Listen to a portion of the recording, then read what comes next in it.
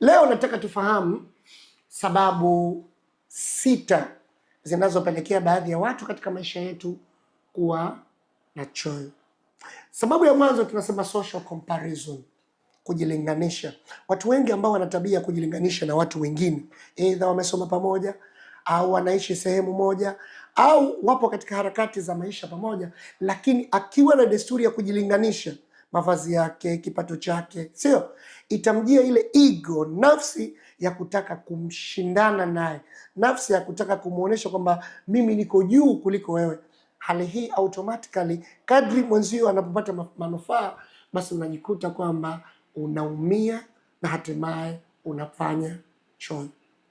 Lakini sababu ya pili tunaita social stratification, mgawanyiko wa matabaka katika jamii. Kama katika jamii kutakuwa kuna matabaka, hasa matabaka makubwa ya wasomi na waliokuwa sio wasomi, wenye uwezo na wasiokuwa na uwezo, sio? Hali hii italeta mgawanyiko wa watu. Kwa mara nyingi watu ambao wenye tabaka la juu kimafanikio watajitofautisha na watu wa tabaka la chini. Hali hii inapelekea watu wa chini na wao kutamani na wao waweko juu, ama watu wa juu kuwa dhihaki watu wa chini. Hali hii inapelekea baadhi ya watu kuwa na choyo kwa watu waliopata mafanikio. Lakini sababu ya tatu inayopelekea watu kuwa na choyo ni tabia ya kutojithamini na kutojiamini katika maisha. Wako baadhi ya watu wanaona wao ni watu wa kukosa, ni watu wa mikosi, na maisha yao yako pale pale, iko siku hayatopanda.